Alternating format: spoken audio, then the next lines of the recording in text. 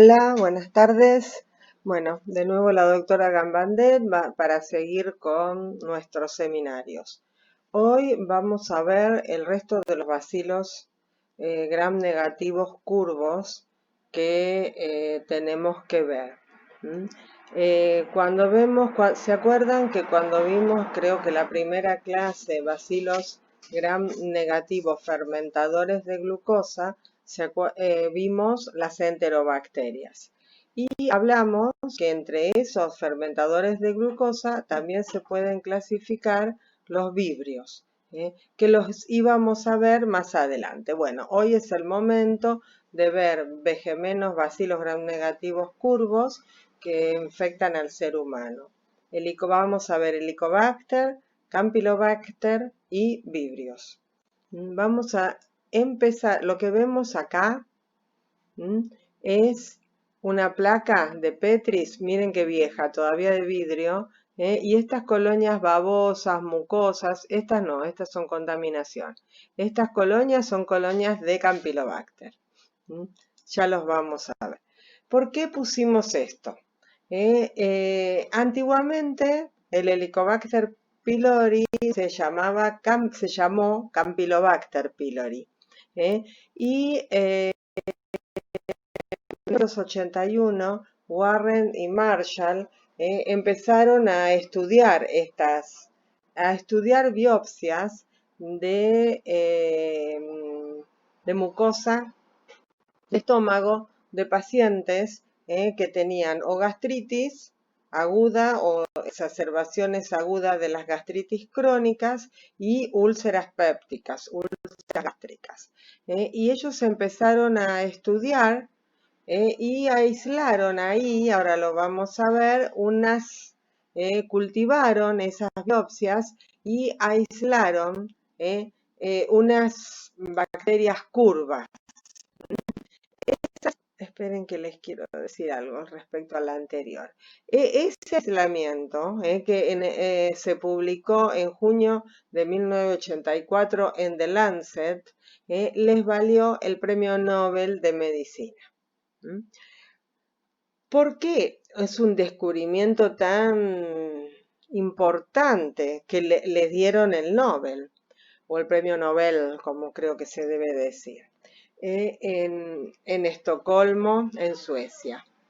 Qué hermoso debe ser, ¿no? Que te den el Nobel. A lo mejor a alguno de mis alumnos le dan el Nobel. ¿Por qué? En el estómago, la gastritis y la úlcera péptica es, para mi gusto, para mi forma de ver, la enfermedad que ha evolucionado de una manera que tan rápida en estos últimos años, que demuestra cómo la ciencia avanza y cómo nosotros los médicos tenemos que constantemente actualizarnos. Yo me recibí de médica en el año 1981, no saqué muchas cuentas, pero porque soy 2 años más grande.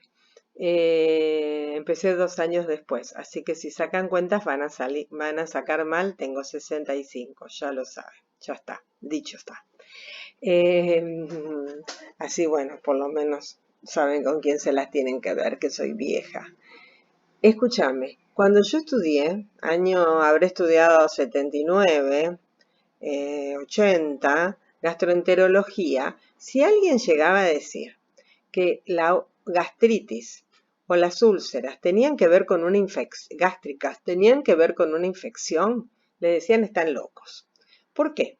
Porque en el estómago, con un pH muy bajo, 1,5, 2, gracias al ácido gástrico, todos decíamos no puede vivir ninguna bacteria. Pueden pasar, y algunas mueren y otras pasan al intestino y así pueden producir, por ejemplo, diarrea. ¿Se acuerdan que habíamos visto bacterias productoras de diarrea? Hoy vamos a ver más.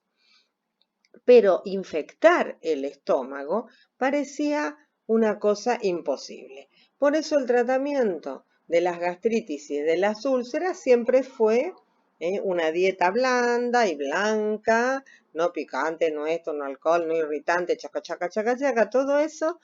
Primero le daban antiácidos, porque decían que era la gran acidez del estómago, que tenía más acidez que lo normal, y que eso producía la gastritis. Sobre todo una morfología de paciente, el flaquito, nervioso, que todo le hace mal, de familias que tenían antecedentes de úlcera péptica, y el tratamiento cuando la úlcera se hacía crónica o podía sangrar era la cirugía. Incluso nosotros estudiábamos las técnicas quirúrgicas, todavía me las acuerdo, las Billroth 1 y Billroth 2 según de dónde estuviera localizado. Cosas que hoy totalmente perimidas. Hoy solamente se operan las neoplasias, los cánceres de estómago. No, jamás vas a operar una úlcera, salvo que sea una úlcera sangrante complicada, que en ese momento esté chocando al paciente. Bueno, se opera, por supuesto, en urgencia. Pero como tratamiento, no. ¿Por qué no? Porque después vinieron los inhibidores de la secreción de ácido, y entonces, bueno, los pacientes tenían grandes mejorías.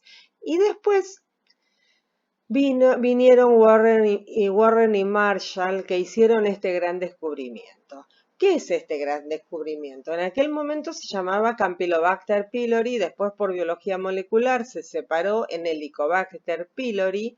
Este es un esquema, es una bacteria, es un bacilo gram negativo curvo en S itálica, microaerofílico, con un penacho de flagelos polares que le confieren movilidad y es uno de sus factores de virulencia. Disculpen un segundito que voy a cerrar la ventana, así se escucha menos.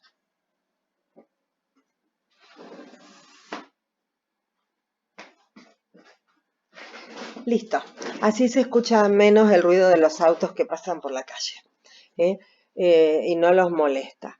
Es una bacteria que la podemos considerar oncogénica. La bacteria en sí no me gusta, así está en los libros, pero la verdad que lo que produce son gastritis agudas, gastritis crónicas, y esas gastritis crónicas con los años de evolución puede favorecer a las gastritis crónicas, las úlceras y la aparición de adenocarcinomas gástricos. Coloniza el antro, el estómago, antro y la curvatura menor. Por supuesto que más edad los pacientes, más posibilidades de colonización, y se asocia a la gastritis, a las úlceras duodenales, y también a las dispepsias. Tiene la característica de que es persistente, que muchas veces los pacientes se curan con tratamiento, con antibióticos, pero se vuelven a infectar.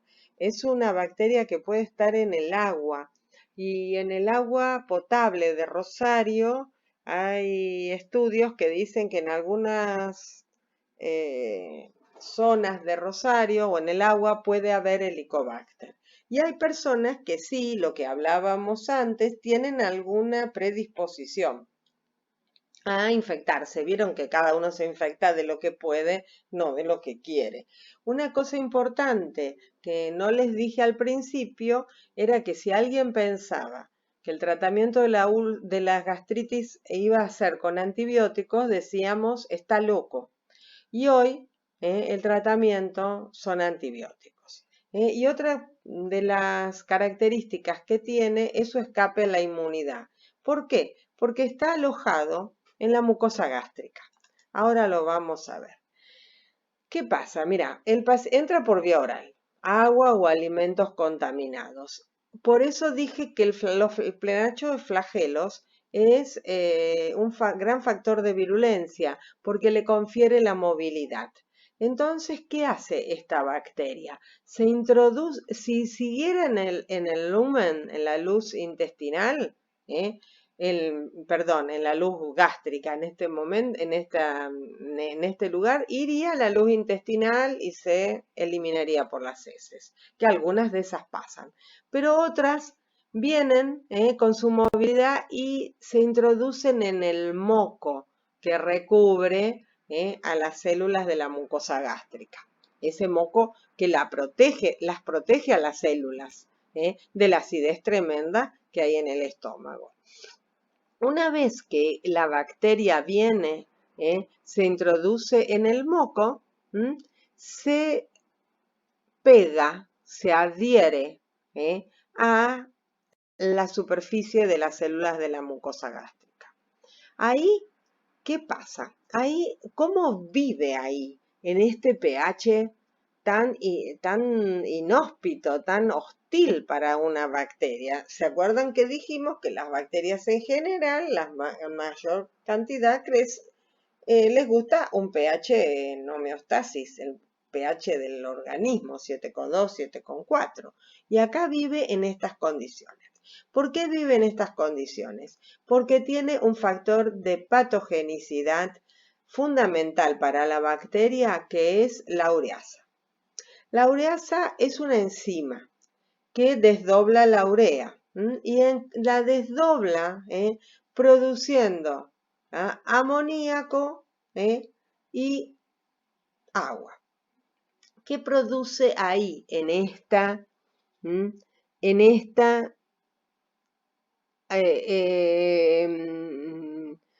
este mecanismo? Produce alrededor de la bacteria un ambiente donde el pH es mayor. Libera los radicales y ahí es un pH mayor, un pH de 4, 4,5 o 6, donde la bacteria logra vivir. Yo siempre digo lo mismo, que tendríamos que aprender del Helicobacter. Cuando el ambiente nos es hostil, por ejemplo, siempre bromo con lo mismo, aunque ya las suegras cada vez somos más buenas, ahora se han invertido los roles, pero vas a conocer a tu suegra y te maltrata o estás en un lugar donde no es agradable, vos decís, soy el Helicobacter, me hago mi campana uso mi ureasa, me hago mi campana donde me guste estar y de esa manera logro inhibir el medio externo que me es hostil. Eso es lo que hace el Helicobacter. También aparte de ureasas, también produce catalasas, tiene factores de inhibición de la secreción ácida, tiene capacidad hidrófoga, por eso tiene afinidad por esta mucosa. Crece en microaerofilia, aquí la concentración de CO2 está aumentada. Entonces ahí puede vivir, y las adhesinas, que son fundamentales para los receptores específicos que hay en la mucosa. Una vez que logró este ambiente que le es propicio, ¿qué pasa con las bacterias? Se multiplican. A temperatura corporal se multiplican. ¿Y qué hacen con el tiempo? Van erosionando la mucosa. Erosionan la mucosa, van a erosionar, se multiplican y van a la de al lado, y van a producir las gastritis aguda, con el tiempo gastritis crónica, y también favorecer la aparición de las úlceras pépticas. Sobre todo, les gustan las células de la mucosa gástrica, del fondo y del antro. Ahí es donde tienen los receptores específicos para poder adherirse.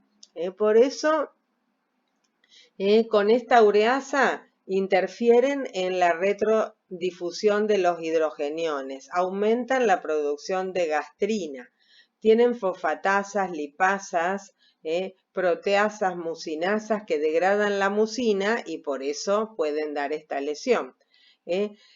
Tienen los lipopolisacáridos porque son gram negativos y tienen una respuesta inmunológica. Por eso dan una activación inmunológica, daño tisular y la lesión de la mucosa.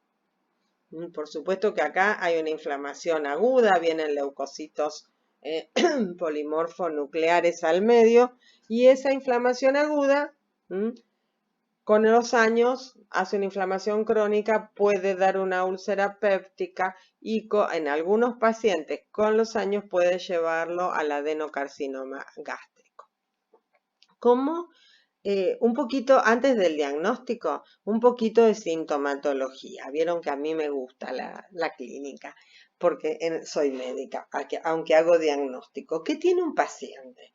El paciente en general, un signo característico son los eruptos. Cuando el paciente erupta a repetición, eruptos matinales, sin haber comido, no postprandiales, sino alejados de las comidas. El paciente puede tener dolor, dolor epigástrico, puede tener también dispepsias, sensación de plenitud después que come, sensación de que lo que los viejos de antes decían, bueno, yo también soy vieja, lo que decían tránsito lento, digestiones lentas, eso es lo que tiene el paciente. Signos y síntomas bastante inespecíficos que mucha gente no le da importancia y con los años pueden producir patologías severas. ¿Cómo hacemos el diagnóstico? Diagnóstico, como siempre tenemos, diagnóstico directo y diagnóstico indirecto. ¿Qué muestras podemos tomar? Podemos tomar muestras invasivas, una gastrofibroscopía, tomando biopsias del antro y del fundus, o también pueden ser no invasivas, buscar en las heces, en la orina, en la saliva, y también podemos sacarle sangre para buscar anticuerpos. Ahora vamos a ver. Y otra de las cosas que hacemos es el test del aliento. ¿Qué hacemos? Las muestras, tomamos las muestras, hay un medio de transporte y se envían al laboratorio. El test del aliento es un test que ya se está usando poco, pero se los cuento porque es interesante entenderlo. Que a un paciente se le da urea marcada con radioisótopos. Y luego de un determinado tiempo se le hace exhalar aliento en este dispositivo que va directamente conectado a una máquina que lo que va a hacer es captar la cantidad de urea marcada con radioisótopos que exhala el paciente. Cuando hay úlcera, uno se le da una cantidad determinada al paciente y tiene que exhalar determinada cantidad según lo que el paciente ha ingerido. ¿Por qué hacemos esto? Cuando el paciente tiene Helicobacter en su estómago, con esa urea va a ser desactivada, rota, por la ureasa que tiene el paciente de la bacteria. Entonces, la cantidad de urea expirada va a disminuir. Por eso, yo le doy una cantidad determinada al paciente. Le hago el test del aliento. Me dan menos de lo que yo necesito o de lo que yo le di. Infiero que tiene Helicobacter con su famosa ureasa en el estómago. Hoy se hace poco porque hay que marcarla con radioisótopos y hoy tenemos otras técnicas. También se puede hacer con las biopsias el test rápido de la ureasa. Si en la biopsia me da que hay ureasa positiva, es muy rápido, cambia a este color fucsia solamente, infiero de nuevo que tiene el Helicobacter en su estómago.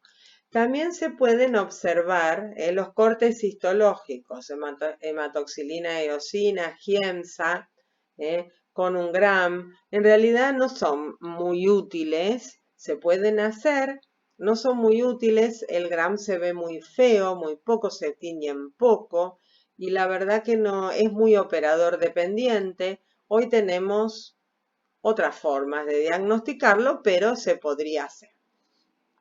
¿Se puede cultivar? Sí, se puede cultivar. Mírenlos acá, este es un gram del cultivo, miren el cultivo, es un medio especial con sangre en microaerofilia, perdón.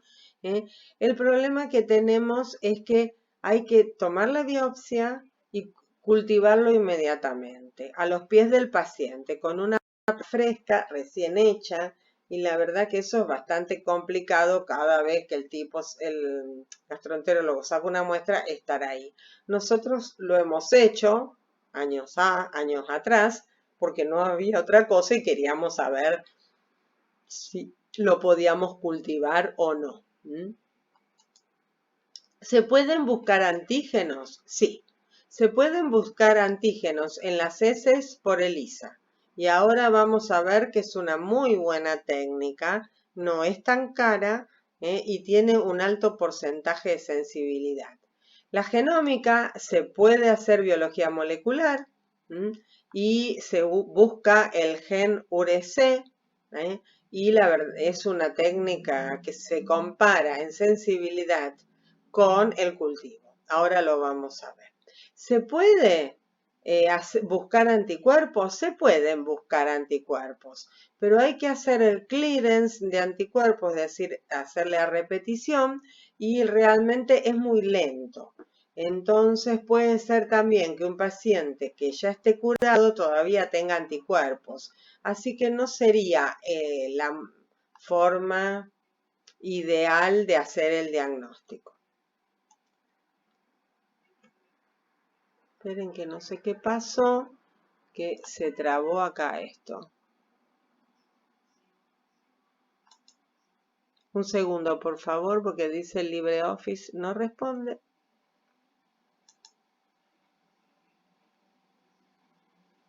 Tengo que esperar un minuto según me dicen. Ahí está. Disculpen, pero alguna cosa, no sé si toqué mal o pasó algo.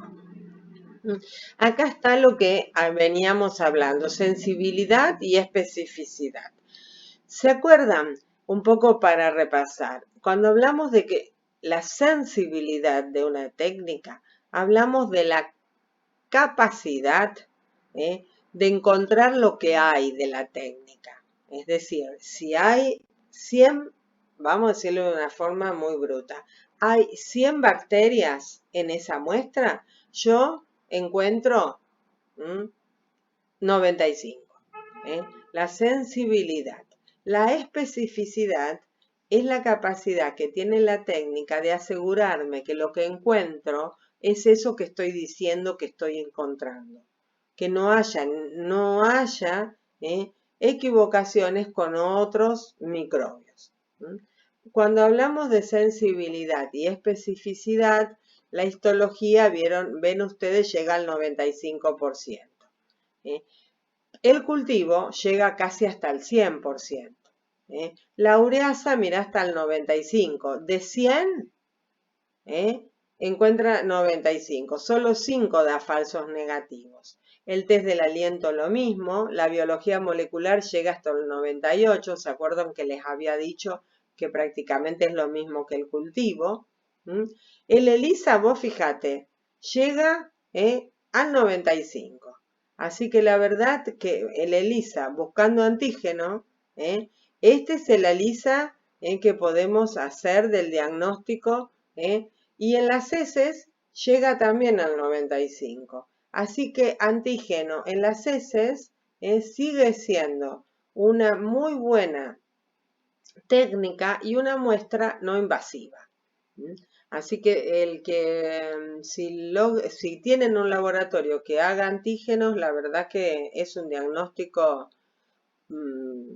para mi saber y entender valorable, porque también la biopsia puede ser que el endoscopista haya tomado una biopsia en un sitio donde no está enfermo. y por lo tanto le pasó al lado, le pasó cerca y es un falso negativo. Bueno, vamos a los Campylobacter. Los Campylobacter van a ver ustedes cosas muy viejas ahora porque son de mi tesis doctoral. Cuando yo tomo examen, muchas veces cuando se olvidan de los Campylobacter, les pregunto, la bacteria que a mí me gusta, y ahí todos se acuerdan y me asocian con Campylobacter. Campylobacter son bacilos gram negativos, curvos, en S itálica, en gaviota, sumamente móviles, y que tenemos dos grandes grupos. Campylobacter fetus, que puede ser fetus subespecie venerealis, no en humanos, sí en el ganado, da infertilidad, y fetus subespecie fetus, que sí puede afectar al hombre. Campylobacter fetus voy a decir esto solo y después me voy a dedicar al Yeyuni coli. Campylobacter fetus en general es una zoonosis, nos contagiamos del ganado, en general del ganado vacuno, pero también puede ser en otro tipo de ganado, y en el hombre lo que causa raramente, no son enfermedades comunes, puede causar en individuos inmunosuprimidos de edad avanzada, niños pequeños, siempre que se asocie con la noción de foco, de trabajar en el campo, estar en el campo, ser veterinario, matarife, productor agropecuario, pueden tener, en general pueden tener bacteriemias por Campylobacter fetus, pueden tener meningitis, pueden tener alteraciones de las válvulas, endocarditis, pero en realidad son enfermedades bastante infrecuentes. No vayan a decir que como se llama fetus, causa abortos en las mujeres, porque no causa aborto en el humano, causa abortos en los animales. Terminado el fetus, que la que tiene de diferente, aparte de los factores de virulencia, fundamentalmente con el otro gran grupo, Yeyuni coli, que el Yeyuni coli son termofílicos, crecen a 42 grados centígrados. En cambio, el Campylobacter fetus crece a 36 grados, 36-37 grados temperatura corporal. Yeyuni coli y Lari o Laridis forman un gran grupo de Campylobacter termofílicos que producen diarrea, fundamentalmente diarrea en el humano, aunque ya vamos a ver que tienen injerencia en otras patologías. Es una zoonosis, Campylobacter yeyuni y coli. El Yeyuni es el más común, aproximadamente el 80% de las infecciones humanas, y el coli el 20%, y el principal reservorio son las aves. Las aves pueden ser silvestres, sobre todo las aves silvestres son las que han contaminado los lagos, el agua, y de ahí del agua dulce, se pueden infectar los animales, el ganado, que a través de los subproductos como la leche cruda pueden infectar al hombre, o también los pollos de consumo, los pollos que nosotros consumimos, porque se acuerdan que las aves son animales de sangre caliente y tienen 42 grados de temperatura corporal. Las aves, principalmente las heces de las aves, el contenido intestinal de las aves son el principal foco de contagio para el hombre. Muchos de los pollos que ustedes compran en el supermercado o en la pollería, que en la bolsita que vienen hay ese líquido cerohemático, sobre todo después que se descongelan, en ese líquido puede haber Campylobacter. A bajas temperaturas se conserva, no se reproduce, pero se conserva. En realidad en nuestro medio hay dos grupos etarios, niños pequeños de 1 a 4 años y jóvenes de 15 a 24 años, es lo que hemos visto, pero puede haber cualquier grupo etario. Y fíjense, esto era de mi tesis doctoral, gallineros familiares, el 31% estaban colonizadas de las gallinas, de los gallineros esos industriales como hay casi el 90% y lo mismo las gallinas ponedoras. Por eso esto quería decir que si criamos nuestras propias gallinitas tenemos mucho menos probabilidades de contagiarnos Campylobacter. Lo que dice la literatura que hay predominio en países cálidos, en países subdesarrollados y más en los países tropicales en las estaciones húmedas. En los países desarrollados dice que hay muy baja incidencia. Nosotros tenemos una alta incidencia y en los países subdesarrollados hay muchos portadores asintomáticos. Se portan en la vesícula biliar. Fíjate, a nosotros nos dio algo raro porque nos dio como la estacionalidad como un país rico, digamos, más frecuente en invierno, otoño y primavera que en el verano. Pero también nos dio como los países, un alto porcentaje como los países pobres. Porque vos fíjate que acá todas las otras bacterias enteropatógenas, bacterias, y fíjate, solamente el 7% Campylobacter, el 8% todas las otras juntas. En el 2006 más Campi que toda Escherichia coli, enteropatógena, enterotoxigénica, enteromorrágica, enteroinvasiva, salmonella, shigella, vibrios. Fíjate acá. Así que hay en la población mundial dice entre un 3 y un 18%. Nosotros tenemos en nuestro medio una alta prevalencia de esta patología. ¿Por qué lo elegí como tema de tesis? Cuando me recibí en el diciembre del 81, febrero del marzo, perdón, 4 de marzo del 82, empecé mi concurrencia, en aquel momento era concurrencia, no existía, de microbiología residencia, mi concurrencia al laboratorio del doctor Notario. Él estaba empezando a trabajar con Campylobacter y empezaba en el año 82, tuvo sus primeros aislamientos. En el año 85 publicamos, yo estoy la última por supuesto porque recién empezaba, publicamos nuestro primer trabajo de infecciones entéricas por Campylobacter jejuni en Rosario y es el segundo aislamiento de Campylobacter en el país. El primero se dio en La Plata por la doctora Picandet en el Sor María Ludovica, el Hospital de Niños de La Plata. Fíjense que esto está amarillito, pero fíjense, revista Medicina. La revista Medicina, desde ya les digo, es de lo más seguro, de lo mejor catalogado en nuestro país, porque la revista Medicina tiene muchos controles antes de su publicación, los artículos, y realmente cuando lean, ¿por qué les cuento esto?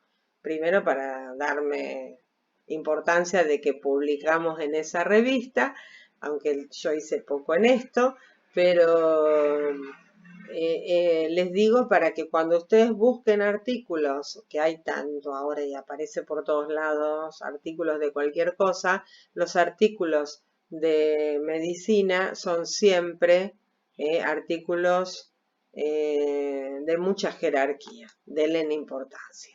¿Qué pueden dar entonces? Enteritis, diarrea. Se localizan primero cuando llegan tiene que ser tomar o comer pollo. El pollo si está bien cocido, mata el Campylobacter la cocción, pero muchas veces hay lo que llamamos la contaminación cruzada. Por ejemplo, llevar una tabla con el pollo crudo para hacerlo a la parrilla y después pasarle un trapo o un rolizón o al cuchillo pasarle un trapo y cortarle en la misma tabla. Ahí lo volvemos a contaminar si tenía Campylobacter. Tiene que tener un inóculo grande, porque si no, 10 a la 6, 10 a la 7, 10 a la 8, porque si no, el pH ácido las mata, las bacterias. Cuando llegan al intestino delgado, liberan primero una exotoxina y dan las primeras horas una diarrea acuosa. Pero luego, cuando las bacterias llegan al intestino grueso, al colon, dan una verdadera colitis, porque van a adherirse, van a penetrar dentro del enterocito, dando una reacción inflamatoria aguda, dando una verdadera disentería. Es la causa más común de disentería, de heces disentéricas, heces con moco, pus y sangre, estrías sanguinolentas, bacteriana en nuestro medio. Acá, si estuviéramos presencial, les preguntaría qué bacterias que ya hemos dado, que ya hemos visto, producen disentería. Y esperaría un ratito y alguno de ustedes me contestaría para mi regocijo, Shigella, ¿se acuerdan? Una enterobacteria enteropatógena, y Escherichia coli enteroinvasiva.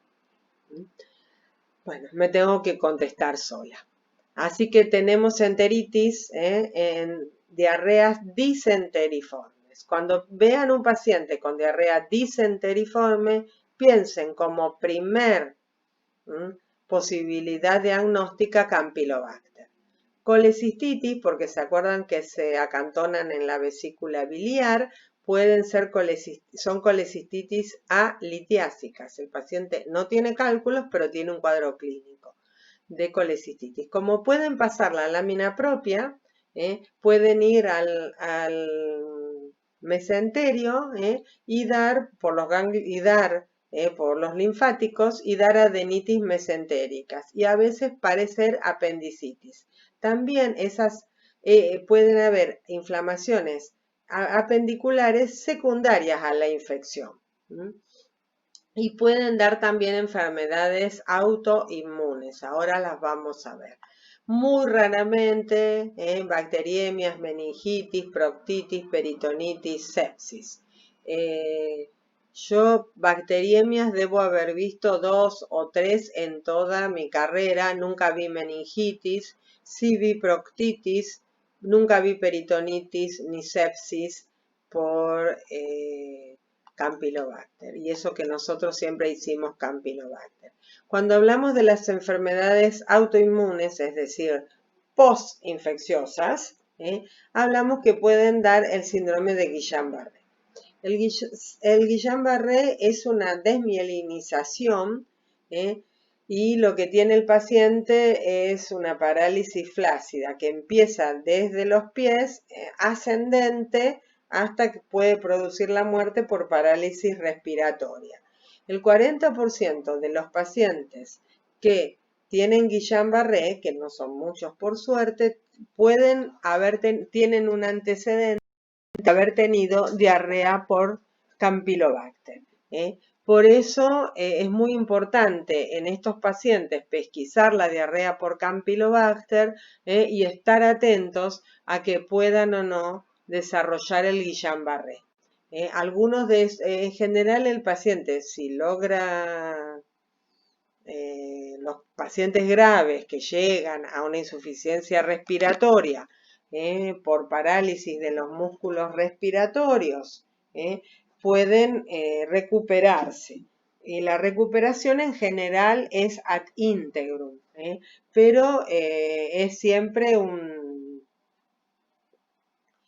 una patología grave o de cuidado. A lo mejor estaba pensando, por eso me demoré, que hace unos años atrás, pero a mí se me pasan rápido y yo no sé si ustedes se acuerdan, había una pareja de recién casados que él, que habían ido, no me acuerdo si a Tanzania, algún lugar lejos, muy lejos, y él tuvo un Guillain-Barré allá, y que pedían plata para traerlo a la Argentina.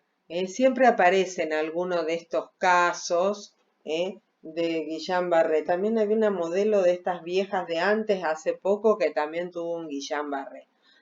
O también pueden tener artritis autoinmunes como el síndrome de Reiter. Entonces, los factores de virulencia es el lipopolisacárido de la membrana que favorece la endocitosis, es un gram negativo. Las adhesinas que tienen, que producen la invasión, los flagelos que si se mueven pueden llegar al epitelio, si pierden el flagelo se van a ir con el contenido del lumen intestinal. Ese sistema de glicosilación, nunca me sale, que va modificando, y los antígenos de superficie y las citotoxinas. Esas citotoxinas lo que hacen es la destrucción del enterocito. Por eso del enterocito pueden pasar la lámina propia, pueden pasar la submucosa y pueden ir a la circulación, sobre todo por linfa. ¿Qué muestras? ¿Cómo hacemos el diagnóstico? Las muestras son las heces. Si tiene diarrea, por supuesto que si tiene fiebre y pensamos en una bacteriemia o en una sepsis, hemocultivo, punción si tiene una artritis, si tiene una colecistitis, cuando lo operan, hacer un cultivo de la bilis. Observarlo en fresco no sirve, el gram no da, perdón, el gram no da mucha información. Yo teniendo materia fecal del paciente guardada en la heladera a 4 grados como se debe guardar, hago el cultivo. En el cultivo a las 48 horas tengo estas colonias babosas, grisáceas, móviles. Sabiendo que da positivo, volvía a la materia fecal que la tenía guardada, le hacía el gram para mirarlo y no lo encontraba. Así que la verdad que después de haber hecho miles de estos cultivos, le digo que el gram no sirve. El cultivo hay que hacerle un recambio de gases porque es un microaerofílico, es un medio especial, el agar campi le decimos nosotros, un medio con sangre, con antibióticos para inhibir el resto de la flora y necesita una atmósfera de microaerofilia, por eso hacemos un recambio de gases o un sobre que se compra. Y de aquí, sí, yo saco una ansada y lo puedo ver en fresco, moverse divinos como locos porque son súper activos, o teñirlos con un gram como los ven acá en S itálica, ahí se ve bien, creo que ustedes en una compu. Esto si lo viéramos con el cañón lo veríamos más lindo. Acá se ven más o menos. Se puede buscar antígeno y también se puede buscar la toxina y también se puede hacer la biología molecular. No se hace diagnóstico indirecto en las diarreas. Si el paciente tiene diarrea, el diagnóstico es directo, se busca en las heces. Si el paciente tiene una enfermedad autoinmune como el Guillain-Barré o el Reiter, sí se pueden hacer, ahí sí se hacen anticuerpos, porque ya son enfermedades que se producen después de la infección. Son enfermedades post-infecciosas, son enfermedades autoinmunes. Y la última bacteria que vamos a ver por hoy son los vibrios. Los vibrios tienen esta forma, una coma, bacilos gram negativos, una coma con un flagelo polar. Y ya les muestro noción de foco. ¿Por qué muestro esta noción de foco? Gente hacinada, maltratada, todos con sueros. Evidentemente, esto no son condiciones de vida esperables para tener un paciente internado con un suero. ¿Por qué cuento esto? Porque en general los vibrios los podemos clasificar en diferentes especies que infectan al ser humano. Vibrio cholerae o vibrio cholerae que produce el cólera. El cólera es una enfermedad infectocontagiosa que es la bacteria que más personas ha matado en la historia de la humanidad. Ha habido 8 pandemias mundiales. Así como que les dije que el virus de la gripe es el virus que más personas ha matado, la bacteria que más personas ha matado es el vibrio cólera. El vibrio cholerae no entra a ninguna célula humana. Se queda adherido al enterocito. Ahora lo vamos a estudiar. ¿Son los únicos vibrios que infectan al ser humano? No. Hay todas estas otras variedades que no los tienen que saber, no se asusten.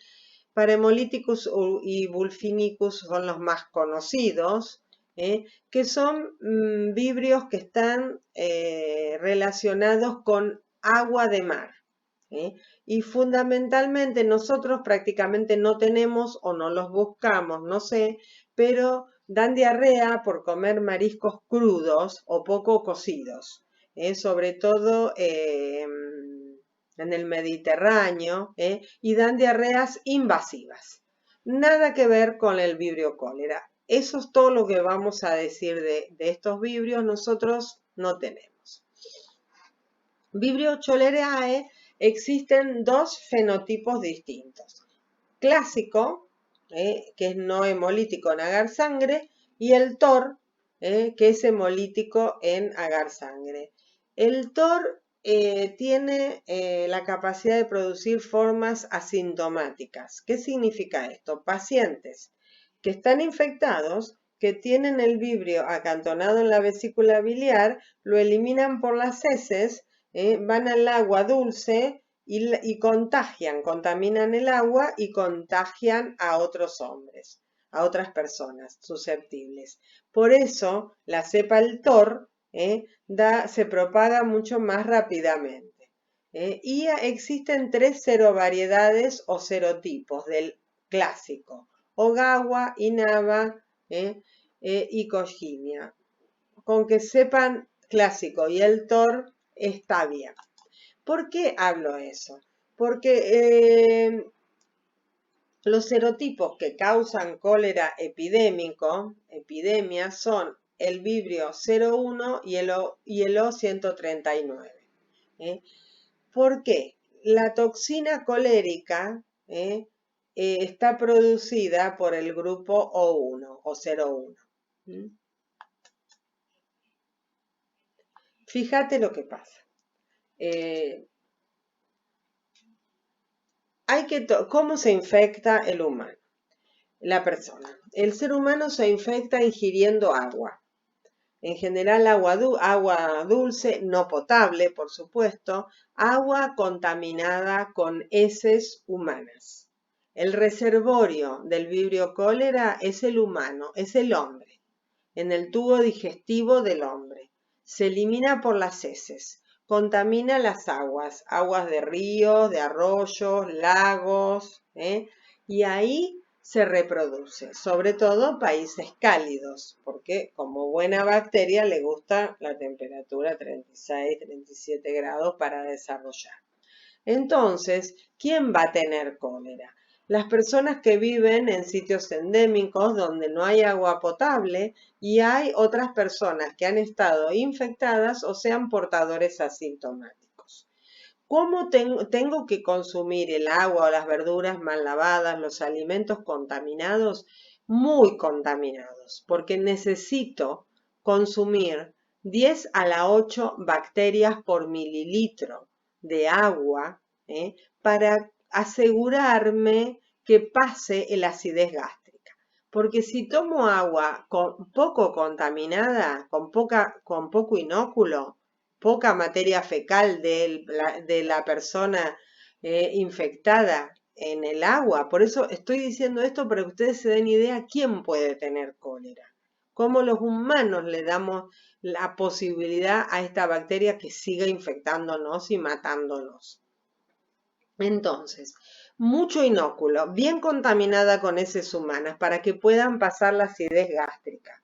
Una vez que llegan al intestino delgado, ¿qué hacen estas bacterias? Las bacterias primero pasan, se adosan. Y una vez que se adosa, este es el lumen intestinal, viene la bacteria y se adosa. Una vez que se adosa por las adhesinas que tiene, ahí produce la toxina. La toxina es la que va a entrar adentro del enterocito y va a producir una excreción exagerada de electrolitos a la luz. Si la luz está hiperosmolar, ¿qué pasa?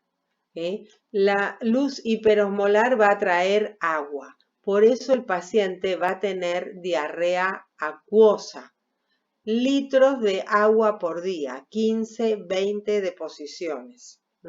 No hay leucocitos en las heces, no hay reacción inflamatoria, porque las bacterias nunca entran dentro de la célula. Lo que se produce siempre en la célula es efecto de la toxina termolábil, de la toxina colérica. Por eso lo que hay es un desequilibrio hidroelectrolítico molecular. Si nosotros le haríamos una biopsia a este paciente, nos diría la anatomía patológica, biopsia normal, epitelio conservado. Por eso, el vibrio cólera tiene 3 factores de virulencia: flagelos, adhesinas y toxina.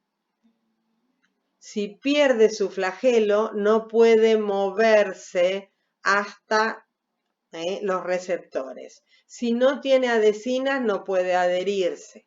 Si no se adhiere, la toxina no va a entrar. La toxina la va a producir acá, en el lumen. La elimino. ¿Se dan cuenta? Entonces, el paciente muere deshidratado. Litros de agua por día. Diarrea en agua de arroz. Sin nada de leucocitos. No hay reacción inflamatoria. El paciente, por lo tanto, no tiene fiebre. Por lo tanto, nunca hay bacterias en la sangre. Por lo tanto, no deja inmunidad. Y el diagnóstico se hace buscando en heces. La única muestra es la materia fecal. Se puede hacer una observación en campo oscuro porque es una espiroqueta, un vibrio, una comita, muy difícil de ver, muy operador dependiente. El Gram, otra vez, muy difícil. Lo que sí vemos, predominios de Bg- sin leucocitos. Y se puede cultivar. Se cultiva en medios selectivos, inhibidores. El cultivo es en 24-48 horas. Primero se hace un enriquecimiento en una solución peptonada alcalina para aumentar el inóculo por si tuviera poco. Y estas colonias amarillas son típicas de vibrio cólera. Y después de estas colonias podemos hacer, sí, la identificación bioquímica y del serotipo. Diagnóstico más rápido, esto 24-48 horas. Diagnóstico más rápido, búsqueda de antígenos. Por ejemplo, esto se puede hacer en las heces, esto necesita un laboratorio. Búsqueda de antígenos lo podés hacer, por ejemplo, en campo. Te vas hay un brote en el norte de nuestro país, podés ir a campo y hacerlo en el mismo campamento donde esté sin laboratorio. No la genómica, que se codifican los genes que se buscan, se detectan los genes que codifican la toxina colérica. Porque acá voy a introducir algo para complicar más aún la vida, que a veces por diferentes mecanismos las bacterias pueden pasarse la posibilidad entre una y otra en general por plásmidos de producir toxina colérica. Y se acuerdan que la Escherichia coli entero toxigénica podía producir dos toxinas, una termolábil y una termoestable. La termolábil es exactamente igual a la toxina colérica. Por eso, Escherichia coli enterotoxigénica, ¿se acuerdan? Que da diarrea coleriforme, acuosa, no inflamatoria. Y que el paciente hoy en día, por eso les mostré esa foto al principio, esos pacientes solamente se curan, se salvan de morir, porque sigue muriendo gente de cólera hoy en este momento en el mundo, sobre todo en las zonas cálidas y pobres, sin agua potable, sin eliminación correcta de las excretas. Se salvan esos pacientes con un antibiótico de contacto y con un suero, para que no mueran deshidratados, porque esos pacientes hoy están muriendo deshidratados, algo que siglo XXI no debería hacer. Creo que es la última. Bueno, mañana grabo el resto me faltan vegemenos no fermentadores y bacilos gram positivos aerobios. Hasta luego, espero les sirva.